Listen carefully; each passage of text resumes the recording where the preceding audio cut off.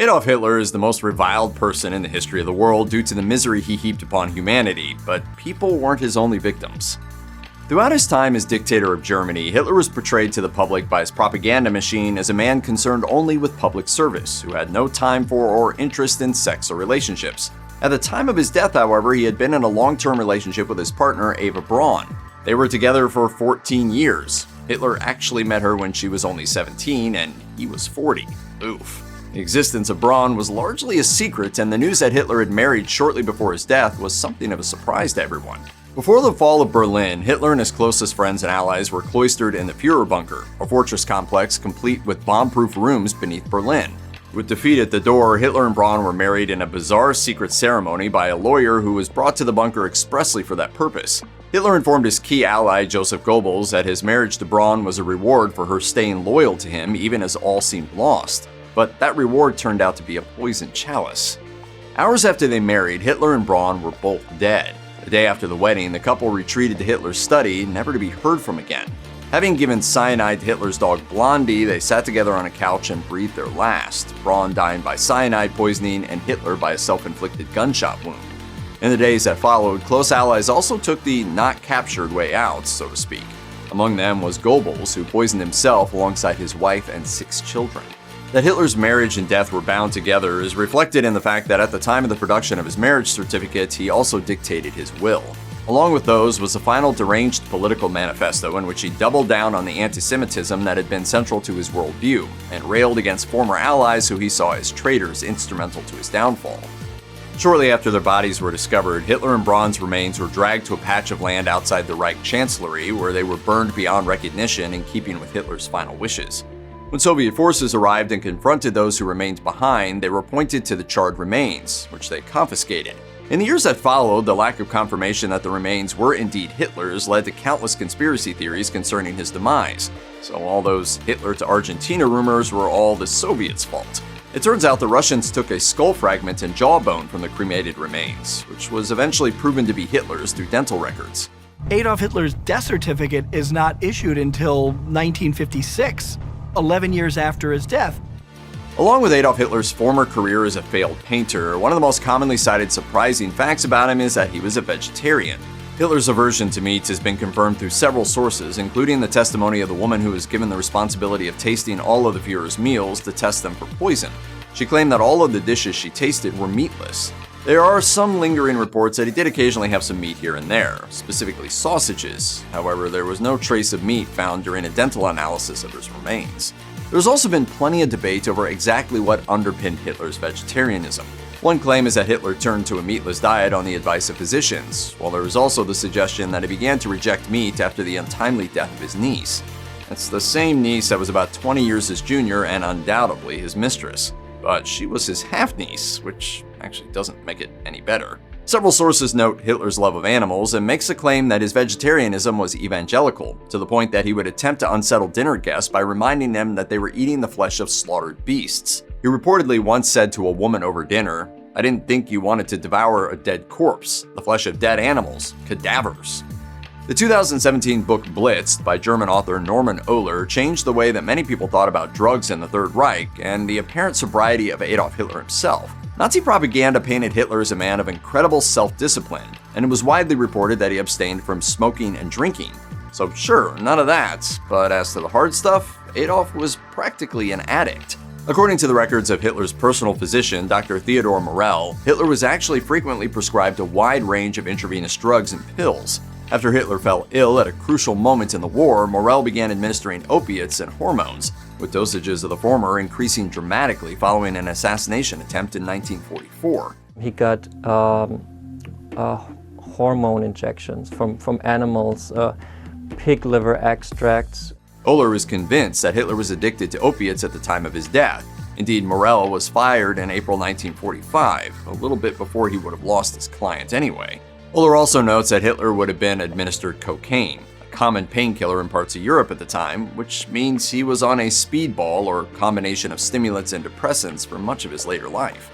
In the decades since his death, Hitler has been identified as potentially having suffered from a wide range of medical issues. He did suffer from a mustard gas attack during World War I, and later in life, when an assassination attempt almost ended World War II the easy way. These things contributed to his cardiovascular and gastric issues, headaches, and vision problems. Author Norman Ohler suggests that footage of Hitler in his final months that shows him shaking uncontrollably is evidence of withdrawal symptoms due to the scarcity of opiates, but other academics have claimed that he was showing signs of Parkinson's. Dr. Fritz Redlich has put Hitler's headaches and heart and vision issues down to an autoimmune disease called giant cell arteritis, while also diagnosing him with various bladder ailments. Since his death, many researchers in the fields of psychiatry and psychology have attempted to map Hitler's psychological profile. As one of the most evil men who ever lived, his inhumanity to other human beings has often been framed as the result of a form of madness that came to infect much of German society during his reign.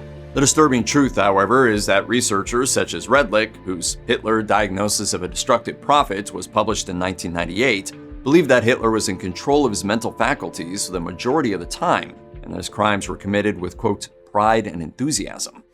In his memoir Mein Kampf, Hitler paints himself as a man who rose out of poverty to selflessly bring Germany into a new age of cultural superiority and prosperity. Central to his propaganda machine was the idea that Hitler had no interest in worldly possessions, luxury, or self-indulgence. He was concerned only with the good of the country.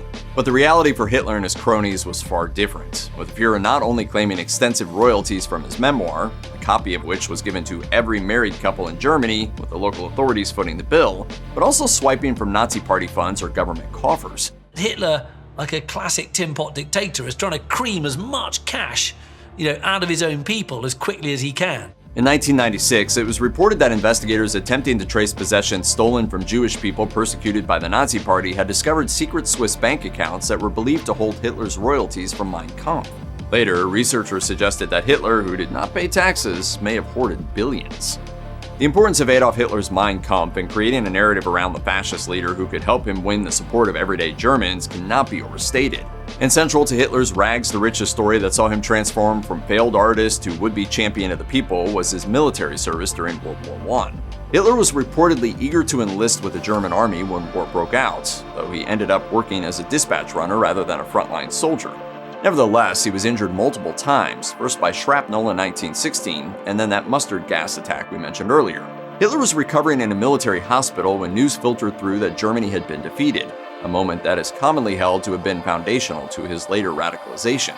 During his time in the military, he was awarded the prestigious Iron Cross twice. He later lionized his service in his memoirs. However, recent research has cast a more nuanced light on Hitler's war service. In 2010, historian Dr. Thomas Weber revealed new evidence found in a cache of documents related to Hitler's wartime regiment. It showed his job to have been relatively danger-free compared to those of many of his colleagues in other regiments. Letters from Hitler's colleagues also depict him as an unliked loner and laughingstock, with his fellow soldiers calling him a, quote, rear area pig. Most details of Hitler's early life have been pinned down by generations of historians. He was born in what was then Austria-Hungary and raised in the city of Linz in what is now present-day Austria. After a spell in Vienna when he attempted to make it as an artist, he moved to Munich in 1913, petitioning to be allowed to serve on the German side when war broke out. There is one period of his life that is still hotly debated, the winter prior to his arrival in Munich, when some say he went to visit his brother Alois and his Irish wife Bridget in Liverpool, England. Bridget claimed in her memoirs that she and Alois had been expecting the arrival of Alois' sister Angela and her husband. However, Adolf appeared at the station in their stead. She wrote that Adolf stayed with her family for 6 months, during which he ranted at Bridget about the future of Germany and attempted to dominate her with his diatribes. In another notable passage, Bridget claimed that she was the one who told her brother-in-law to trim his mustache, thus being responsible for his trademark look, though many historians dismiss the entire story of Hitler's trip to England as pure fantasy. Bridget and her diary, no pun intended, are the only sources putting Adolf in Liverpool.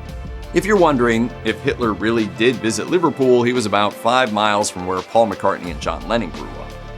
The list of charges against Adolf Hitler, especially following the Holocaust, have quite rightly seen him remain in the world's collective memory as one of the most reviled figures to have ever lived. Decades of research and testimony from those who knew him, however, have given historians key insights into his personal life, personality, and habits. And it turns out that Hitler was also just a pretty annoying person to be around in general. Heinrich Hoffmann was a psychiatrist, illustrator, and Hitler's personal photographer. He documented the fascists' every move, and as such, he spent a great deal of time with Hitler. Indeed, his memoir is titled Hitler Was My Friend, a pretty aggressive title.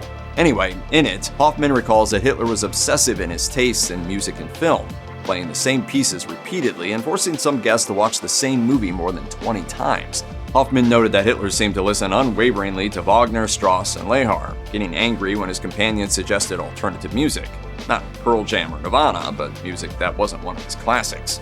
The joy which the eternal repetition of his favorite music gave Hitler was a delight which I could not share with him. As with music, so with films. Hitler delighted to have endlessly repeated those which pleased him. And when I was staying with him, I had no option but to conform.